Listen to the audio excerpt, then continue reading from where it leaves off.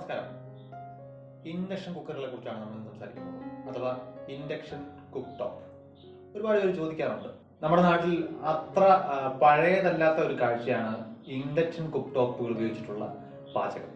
അപ്പോൾ അതിലൂടെയുള്ള പാചകം എത്രത്തോളം സുരക്ഷിതത്വമുള്ളതാണ്, അല്ലെങ്കിൽ അതിൽ നിന്ന് എന്തെങ്കിലും അപകട സാധ്യതകളുണ്ടോ എന്നുള്ള ചോദ്യം ഒരുപാട് പേര് നിരന്തരം ചോദിച്ചു കേട്ടിട്ടുണ്ട്. അപ്പോൾ അതുകൊണ്ടാണ് നമ്മൾ ഇന്ന് ഇൻഡക്ഷൻ കുക്ക് ടോപ്പുകളുടെ പ്രവർത്തനത്തെ കുറിച്ചിട്ട് സംസാരിക്കാൻ പോകുന്നത്. പല രീതിയിൽ നമുക്ക് വസ്തുക്കളെ ചൂടാക്കാം.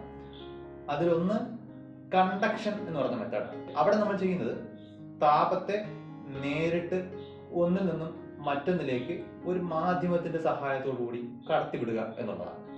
ഏറ്റവും ലളിതമായ ഉദാഹരണം, നിങ്ങൾ മെഴുകുതിരി നാളത്തിലേക്ക് ഒരു ചെറിയ കമ്പി, ഒരു ലോഹ കമ്പി ചൂണ്ടിപ്പിടിച്ചിരുന്നാൽ, അതായത് അതിന്റെ ഒരറ്റം നിങ്ങളുടെ കയ്യിലും മറ്റേ അറ്റം മെഴുകുതിരി നാളത്തിലും ആണ് എന്നുണ്ടെങ്കിൽ, ആ മെഴുകുതിരി നാളം നൽകുന്ന ചൂട് ഈ കമ്പിയിലൂടെ പതിയെ പതിയെ നീങ്ങി നീങ്ങി നീങ്ങി നിങ്ങളുടെ കയ്യിലെത്തും. അവിടെ താപം അല്ലെങ്കിൽ ഹീറ്റ് സഞ്ചരിക്കുന്നത് കണ്ടക്ഷൻ എന്ന മാർഗത്തിലൂടെയാണെന്ന് പറയാം.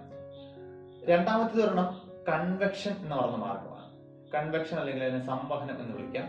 കണ്ടക്ഷൻ പോലെ ഒരു മാധ്യമത്തിലൂടെയാണ് അവിടെ താപം ഒഴുകി വരുന്നത് എന്നുണ്ടെങ്കിൽ പോലും ഇവിടുത്തെ പ്രത്യേകത, അവിടെ മാധ്യമത്തിലൂടെ താപം മാത്രമല്ല ഒഴുകി വരുന്നത്, താപത്തെ വഹിച്ചുകൊണ്ട് ആ മാധ്യമത്തിന്റെ കണികകൾ, ഇപ്പൊ വായു ആണെന്നുണ്ടെങ്കിൽ ചൂടായ വായു കണികകൾ നേരിട്ട് നീങ്ങി നിങ്ങളിലേക്ക് വരികയാണ്. ഇപ്പോൾ ഉദാഹരണത്തിന്, നിങ്ങൾ ഒരു നെരിപ്പോടിൽ തീ കായാനിരിക്കുന്ന സമയത്ത്, അല്ലെങ്കിൽ ഒരു തീ കൂട്ടിയിരിക്കുന്നിടത്ത് നിങ്ങൾ ചെന്നിരുന്നു കഴിഞ്ഞാൽ നിങ്ങളുടെ ദേഹത്ത് ചൂടടിക്കുന്നത് സംവഹനം അല്ലെങ്കിൽ ഈ പറഞ്ഞ കൺവെക്ഷൻ എന്ന് പറയുന്ന മെക്കാനിസം വഴിയാണ്. അവിടെ തീയിൽ നിന്നും ചൂടുള്ള വായു പതിയെ ചൂടോടുകൂടി തന്നെ ആ ചൂടോടുകൂടി ഒഴുകി നിങ്ങളുടെ ദേഹത്ത് വന്ന് തട്ടുമ്പോഴാണ് ആ കൺവെക്ഷൻ നിങ്ങൾക്ക് അനുഭവപ്പെടും. മൂന്നാമത്തെ ഒരെണ്ണം റേഡിയേഷൻ അല്ലെങ്കിൽ വികിരണ പ്രക്രിയയാണ്. അതിനെക്കുറിച്ച് നമ്മൾ മുൻപ് സംസാരിച്ചു കഴിഞ്ഞു. സൂര്യനിൽ നിന്നുള്ള വെയിൽ നിങ്ങളിൽ ചൂടുണ്ടാക്കുന്നത് ശരിക്കും സൂര്യനിൽ നിന്നും വികിരണ രൂപത്തിൽ അല്ലെങ്കിൽ റേഡിയേഷന്റെ രൂപത്തിൽ വരുന്ന ഊർജം നിങ്ങൾക്ക് നേരിട്ട് അനുഭവിക്കാൻ കഴിയുമ്പോഴാണ്. ഈ വികിരണങ്ങൾ ഉപയോഗിച്ചുകൊണ്ട് മൈക്രോവേവ് ഓവൻ എങ്ങനെയാണ് പാചകം സാധ്യമാകുന്നത് എന്ന് നമ്മൾ മുൻപത്തെ ഒരു വീഡിയോയിൽ ചർച്ച ചെയ്യുകയും ചെയ്യും. ഇനി നാലാമത്തെ ഒരു താപ പ്രക്രിയ അല്ലെങ്കിൽ ചൂടാക്കുന്നതിനുള്ള നാലാമത്തെ മാർഗത്തെ കുറിച്ചാണ് നമ്മൾ ഇവിടെ സംസാരിക്കുന്നത്. അതാണ് ഇൻഡക്ഷൻ ഹീറ്റിംഗ് എന്ന് പറയുന്നത്. അപ്പൊ നമുക്ക് എന്താണ് ഇൻഡക്ഷൻ എന്ന് പഠിക്കാനുള്ളത്? വളരെ പ്രധാനപ്പെട്ട, പ്രത്യേകിച്ച് വൈദ്യുതി ഉൽപാദനവുമായിട്ടൊക്കെ ബന്ധപ്പെട്ട് വളരെ പ്രധാനപ്പെട്ട ഒരു പ്രതിഭാസമാണ് ഇലക്ട്രോ മാഗ്നറ്റിക് ഇൻഡക്ഷൻ.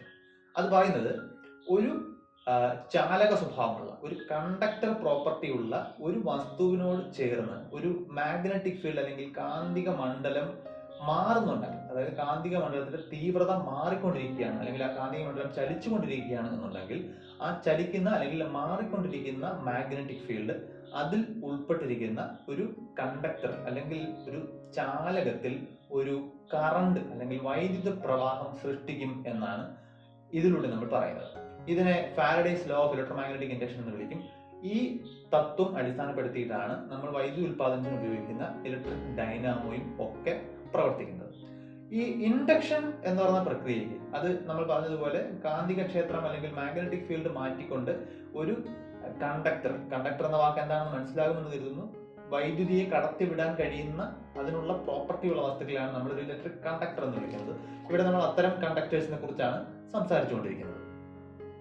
എങ്ങനെയാണ് ഈ ഇൻഡക്ഷൻ എന്ന് പറയുന്ന പ്രക്രിയ താപത്തിന് ഉപയോഗിക്കുന്നത്, എങ്ങനെയാണ് അത് ചൂടാക്കാനായി നമുക്ക് ഉപയോഗിക്കാൻ കഴിയുക, അതിലേക്കാണ് നമ്മൾ പറഞ്ഞു വരുന്നത്. നമ്മൾ ഒരു മെറ്റൽ, പ്രത്യേകിച്ച് മെറ്റലുകളുടെ പ്രത്യേകത അല്ലെങ്കിൽ ലോഹങ്ങളുടെ പ്രത്യേകത എല്ലാവർക്കും അറിയാം. മെറ്റലുകൾ വളരെ നന്നായി വൈദ്യുതിയെ കടത്തിവിടുന്ന വസ്തുക്കളാണ്. ഈ മെറ്റലിനെ ഒരു കാന്തിക ക്ഷേത്രത്തിൽ ഒരു മാഗ്നറ്റിക് ഫീൽഡ് വെച്ചുകൊണ്ട് ഈ കാന്തിക ക്ഷേത്രം നിങ്ങൾ അതിന്റെ സ്ട്രെങ്തിൽ, അതിന്റെ ശക്തിയിൽ മാറ്റം വരുത്തുന്നു എന്ന് കരുതുക.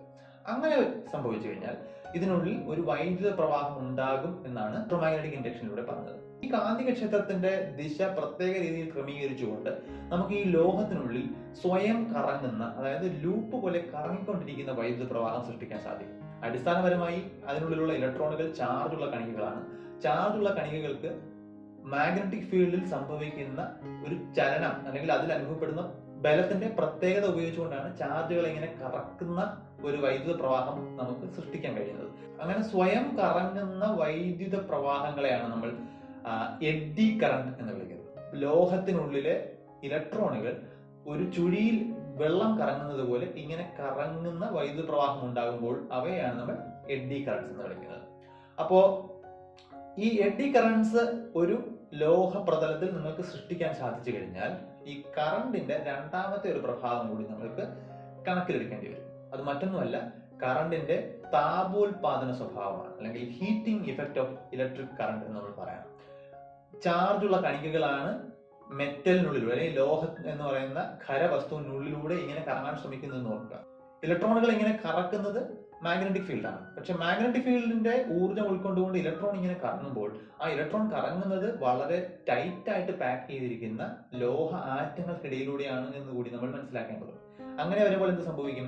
ഈ ഇലക്ട്രോണുകളുടെ കുറെ ഊർജം ഈ ലോഹ ആറ്റങ്ങളുമായി കൂട്ടിയിടിച്ച് അതിൽ നിന്ന് നഷ്ടപ്പെട്ടു പോകും. ഇങ്ങനെ കൂട്ടിയിടിക്കുന്ന ഊർജം ഒരു താപോർജ്ജമായിട്ട് അവിടെ സൃഷ്ടിക്കപ്പെടും. ഇതിനെ നമ്മൾ ജൂൾ ഹീറ്റിംഗ് ഇഫക്റ്റ് എന്നാണ് വിളിക്കുന്നത്. അതായത് ഒരു ലോഹ ചാലകത്തിലൂടെ അല്ലെങ്കിൽ ഒരു കണ്ടക്ടറിനുള്ളിലൂടെ ഇലക്ട്രിസിറ്റി കടന്നു പോകുമ്പോൾ ഈ ഒരു അടിസ്ഥാന സ്വഭാവം കാരണം സ്വാഭാവികമായി തന്നെ അതിൽ താപോർജ്ജം ഉൽപ്പാദിപ്പിക്കപ്പെടും. നമുക്ക് വൈദ്യുതി കടത്തിവിടുന്ന ഏത് വസ്തുവിനെയും നിങ്ങൾക്ക് അതിനടുത്ത് അതിന്റെ താപനില പരിശോധിച്ചാൽ മനസ്സിലാകും, അത് ചൂടാകുന്നുണ്ടാകും. വൈദ്യുതി കൈകാര്യം ചെയ്യുന്ന എല്ലാ വസ്തുക്കളും താനെ ചൂടാകുന്നതിന് കാരണവും ഇത് തന്നെയാണ്. അപ്പോൾ ഈ ഒരു ചൂടാകലിനെ നമുക്ക് ചൂടാക്കുക എന്ന പ്രക്രിയയ്ക്ക് വേണ്ടി മാത്രമായിട്ട് ഉപയോഗപ്പെടുത്തുകയാണ് സത്യത്തിൽ ഇൻഡക്ഷൻ കുക്ക് ടോപ്പ് ചെയ്യുന്നത്. ഇൻഡക്ഷൻ കുക്ക് ടോപ്പിന്റെ നിങ്ങൾ കാണുന്ന ഒരു സിറാമിക് പ്ലേറ്റിന് തൊട്ട് താഴെ ഒരു കോയിൽ ഉണ്ടാകും. ആ കോയിലിനുള്ളിലൂടെ AC കറണ്ട് കടത്തിവിട്ട് ഈ AC കറണ്ടിൽ മാറ്റം വരുത്തിക്കൊണ്ട് അതിന്റെ മാറ്റം ഉപയോഗപ്പെടുത്തി അതിന് മുകളിൽ ശക്തിയായ ഒരു മാഗ്നറ്റിക് ഫീൽഡ് ഉണ്ടാക്കുകയാണ് നമ്മൾ അതിൽ ആദ്യം ചെയ്യുന്നത്. ഈ ശക്തിയായ മാഗ്നറ്റിക് ഫീൽഡ് പ്രത്യേക തരത്തിൽ ക്രമീകരിച്ചുകൊണ്ട് അതിൽ വരുന്ന ഏതൊരു ലോഹ വസ്തുവിലും ഇലക്ട്രിക് കറണ്ട്, നേരത്തെ പറഞ്ഞ എഡ്ഡി കറണ്ടുകൾ സൃഷ്ടിക്കുക എന്നതാണ് നമ്മൾ അടുത്തതായി ചെയ്യാൻ പോകുന്നത്.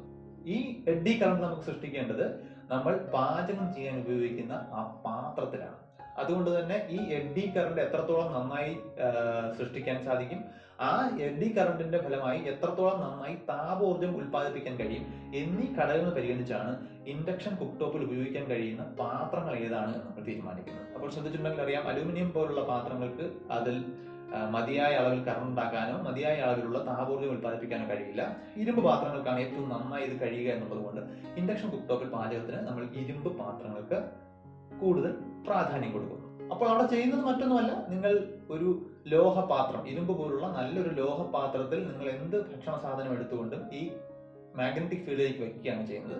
ഈ മാഗ്നറ്റിക് ഫീൽഡിൽ വരുന്ന പ്രത്യേക അറേഞ്ച്മെന്റ് ഉപയോഗിച്ച് ഈ ലോഹപാത്രത്തിനുള്ളിൽ തന്നെ ഒരു എഡ്ഡി കറണ്ട് സൃഷ്ടിച്ചുകൊണ്ട് അതിൽ നിന്നും സ്വയം താപോർജ്ജം ഉൽപ്പാദിപ്പിച്ച് നിങ്ങൾ അതിൽ ഉപയോഗിച്ചിരിക്കുന്ന ആഹാര സാധനത്തിലേക്ക് ആ താപം കടത്തിവിടുകയാണ് ചെയ്യുന്നത്. അപ്പോൾ നമ്മൾക്ക് മനസ്സിലാക്കേണ്ടത് ഇവിടെ പാത്രത്തിലേക്ക് താപം പകർന്നു കൊടുക്കുകയല്ല, മറിച്ച് വൈദ്യുത കാന്തിക പ്രഭാവം ഉപയോഗിച്ചുകൊണ്ട് നിങ്ങൾ പാചകം ചെയ്യാൻ ഉപയോഗിക്കുന്ന പാത്രത്തിൽ തന്നെ ഈ താപോർജ്ജം ഉൽപ്പാദിപ്പിക്കുകയാണ് ഇൻഡക്ഷൻ കുക്ക് ടോപ്പിൽ നമ്മൾ ചെയ്യുന്നത്. ഇതിന് ഒരുപാട് ഗുണങ്ങളുണ്ട്. നിങ്ങൾ താപം പാത്രത്തിലേക്ക് പകർന്നു കൊടുക്കുമ്പോൾ സംഭവിക്കാനിടയുള്ള താപം നഷ്ടം, മറ്റു സ്ഥലങ്ങളിലേക്ക് താപം പ്രസരണം ചെയ്തു പോകാനുള്ള സാധ്യത ഇവിടെ ഒഴിവാക്കപ്പെടുമെന്നുള്ളതാണ് ഒരു ഗുണം.